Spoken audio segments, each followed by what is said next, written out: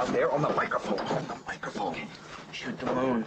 Shoot the moon. Hello, hello, hello, my fellow stinky visitor. Here in hell, I am smoking Donald Jesus Trump Christ cannabis and drinking Kylie Page cups of love coffee with 1 spoonful of raw, set, Kentish honey. And somewhere here in hell, someone is taking their cat, or dog, or rabbit to the veterinarian to be injected with vaccines, which can only and always harm them, and never, ever, ever help them. And right this moment, another 4.6 billion humans like yourself are subjecting themselves or their children, or beloved pets, to fake, pseudo-scientific diagnostic tests which will more than likely give them results that lead to the consumption of synthetic chemical treatments that will surely harm them and probably kill them. And you may think that's hyperbole, but that's only because you don't want to know the truth. You can't even be bothered to look into it. You willfully ignorant NPCs. It's too fucking horrific and shocking to the core, isn't it? But I am chilled, comfy and cozy, and quite safe in my 89-story luxury treehouse. And I hope, dear listener, you are not in agony at the moment. I hope you have something to look forward to today. Perhaps a tasty bite to eat? This piece is titled, Have You Ever Liked This Person You Are? It was written and copyright 2026 by Alexander T. Newport. Let us begin by counting down. 3, 2, 1. There is very little that we can control about life in general. The one thing we can have measure over is how we think and how we feel. Funny how you are willing to acknowledge very little we can control, but you can't go the whole hog, eh? Live a little longer and you will realize that you don't even have control over what thoughts occur to you, nor what feelings you segue or fall into. It's a peculiar kind of scripted, predetermined ride where we, the witness, identify with the hallucination, the contrived, preconceived, temporary self and its unfolding biography. It's a ride like a roller coaster, but each car has a toy steering wheel at the front, and we earnestly pretend we can steer our thoughts and feelings and behavior and action and destiny, but it's a helpless delusion. Intentional, to be sure, but deluded nonetheless. No one has free will here, and yet we expect each other to believe in and behave as though we do have free will and control. It's diabolical. Only infinitely intelligent, eternal entities could concoct such mind-fuckery and live it out in the flesh. Wouldn't you agree with that, Martin? Remember, every single health expert and doctor and scientist and nutritionist, if not murdered or otherwise killed by a so-called accident, will die from a final illness or disease, regardless of his or her diet and lifestyle. When you finally admit you're in prison, and have been all along, and you're not gonna get out until death, then you stop expecting heavenly results here, you stop expecting to figure a way to cheat the odds and be one of the lucky exceptions to the rule of inescapable misery and hassles and failures. You stop living in a mode of prevention and avoidance. You just eat and do what you hanker for and let the chips fall where they may. It all ends in tears for all of us here, no matter what. And yet, we must live in denial of that in order to enjoy the sunshine and the cat and the tasty food. What does Alan Watts mean by, through our eyes, the universe is perceiving itself? Through our ears, the universe is listening to its harmonies. We are the witnesses through which the universe becomes conscious of its glory or its magnificence. It was his way of using a different word than God, but there is no God nor universe in the way he describes it. He talks about the universe as if it is a person, a big person, who is looking through the eyes and minds of we, the little people, but that ain't so. There is only one kind of consciousness, perfect, eternal conscious energy, and this is what every living creature is, underneath its present, temporary, physical form. Each eternal person is a thinking, feeling entity who is aware it is a thinking, feeling entity. Each eternal person, regardless of its biological form, is no older or younger, dumber or smarter than any other. All of them have always been alive. They were not created, or invented, or imagined, or dreamed up. They will never cease to exist regardless of what happens to them in temporary biological worlds. In reality heaven, there is an infinitude of eternal persons. There is no boss. There is no leader. There are no rules. There is no government. No agency of elders. No authority whatsoever. There is no Washington, D.C., or Supreme Court, or even a specific center place in reality heaven. When it comes to this dream world, all temporary limitations and restrictions are self-imposed for subjective reasons. And every thought and thing is relative to subjective interpretation. It is relative to the eye of the beholder. After death is home, we can call it reality heaven. It never changes. Its never-changingness makes it trustworthy to intentionally forget once in a while. We are alive as temporary creatures because we intentionally chose to forget we are eternal persons. Why we did this depends on each person. We each have our own reason. We were not spiritually compelled because we cannot be spiritually compelled. We can call it reality heaven because it is more than likely a heavenly reality.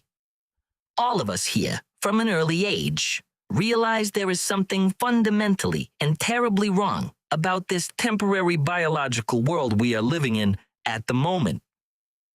Each of us has an ancient memory in the furthest back reaches of our minds, and it has the qualities of being idealistic. Everything we think and feel and perceive and experience here in this dream world is automatically and unconditionally compared to an ideal, and in most cases, it fails the ideal. It is not the perfection we are used to. It is inferior. It has flaws of one sort or another. We compromise and settle for less than the best because otherwise, we ain't getting anything at all. In reality heaven, we are used to getting what we want, when we want it, and how we want it, without complications or disappointments. In all likelihood, reality heaven isn't much different than the temp world we are in at the moment, except there is simply nothing bad or negative about it at all. No fear, no worry, no one is unfriendly, no threats of harm, no death looming over our heads, no violence, no hate. No one and no thing has to die in order to be food for the living, if there even is food. Being eternal, we certainly do not have to eat or do anything at all to be alive. Is there any solid evidence that suggests that one's life or human life is predetermined? Great question. What would you accept as solid evidence? What is your criteria for solid evidence? If you conclude mortal life is predetermined, who or what wrote the script? Would it necessarily have to have been some sort of God or so-called intelligent universe? Look at the objects in your room. Look at the device you are using to read these words. Did that device suddenly appear from out of nowhere? Did it evolve into existence? Or did it first begin as a thought in someone's head who thought, I want to build a mobile phone or laptop or desktop computer? all of the man-made objects in your room, including the room itself, began as thoughts first. Every single man-made object was designed and intended first, before it was produced and brought into existence. How mentally retarded does anyone have to be in order to fail to project that same means and method for bringing something into material existence onto all things natural, like humans and plants? and animals and planets. Nothing in this temporary physical world could exist without willful design and intention.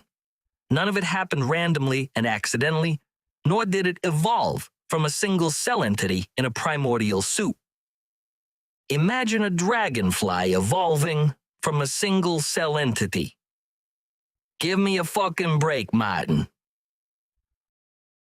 I wonder what prompted you to wonder if this mortal life has been predetermined.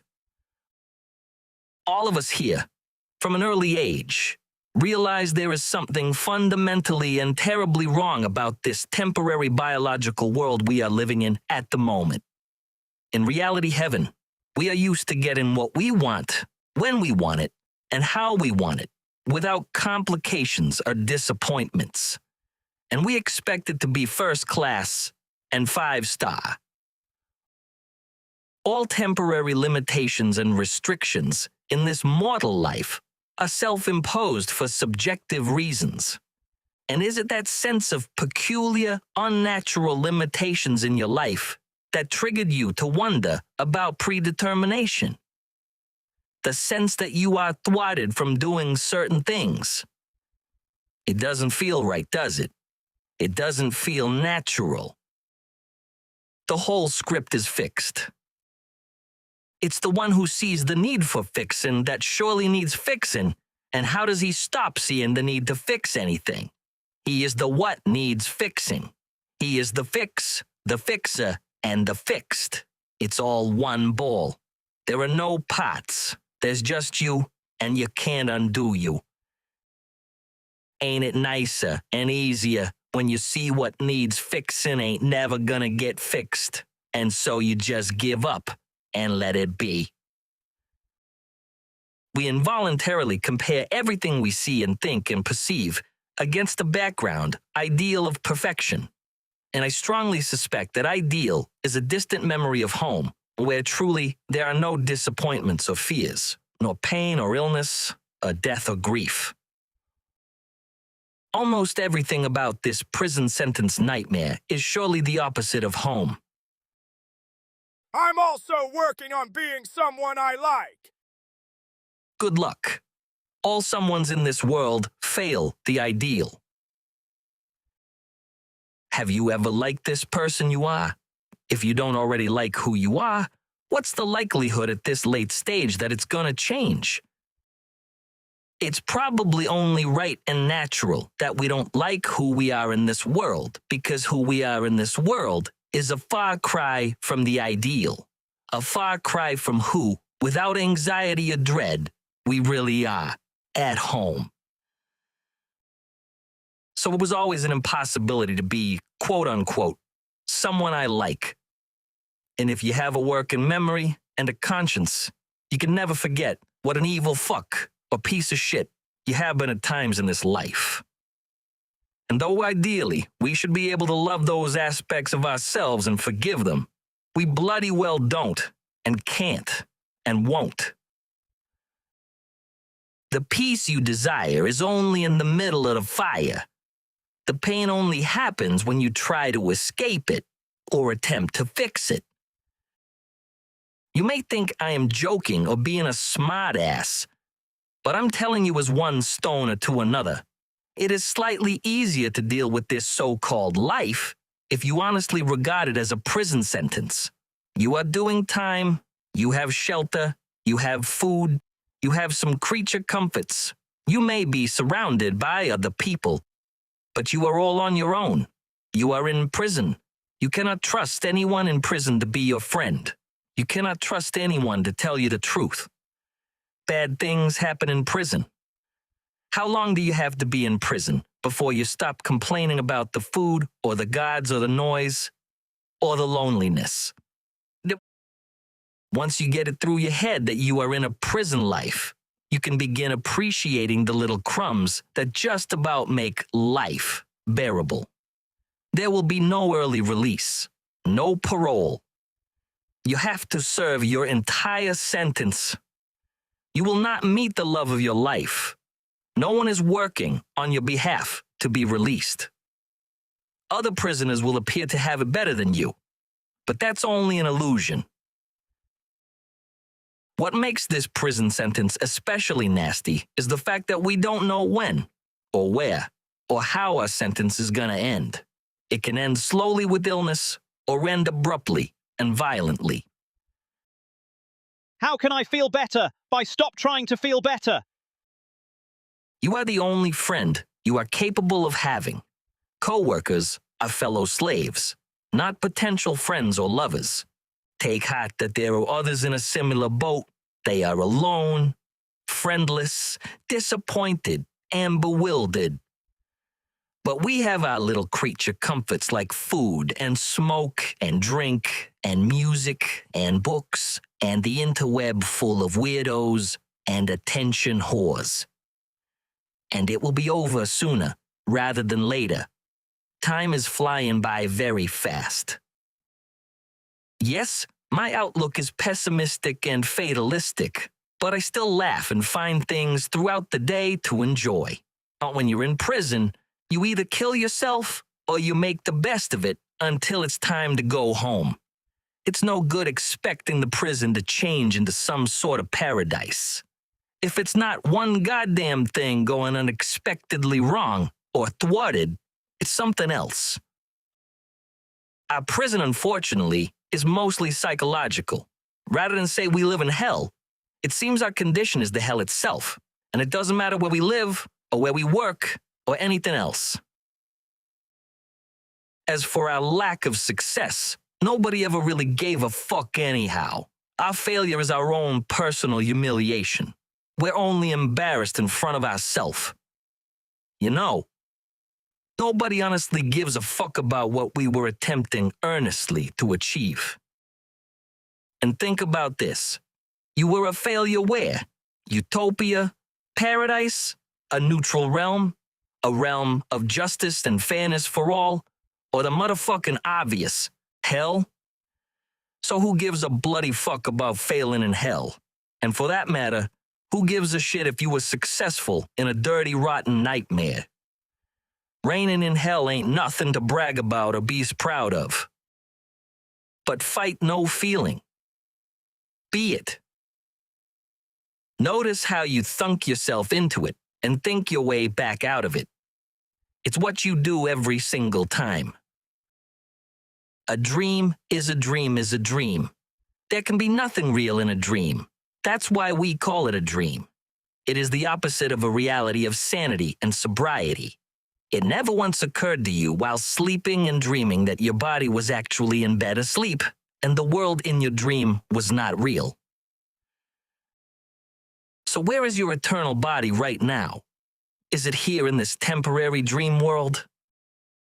Do you even realize you are dreaming this temporary life?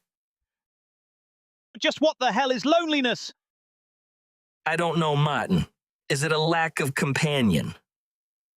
What does loneliness claim to pine for? Attention. And what does that mean?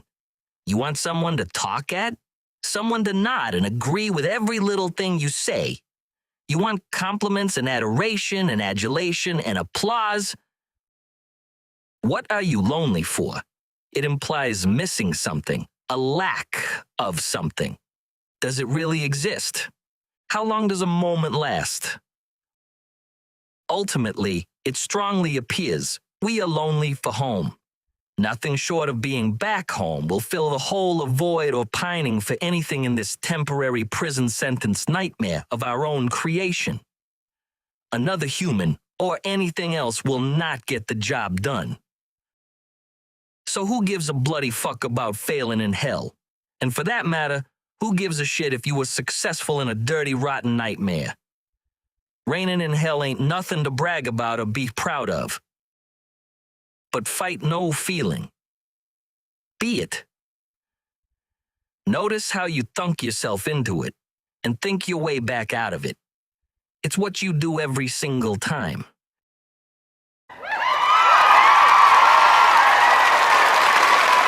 I'm annihilated.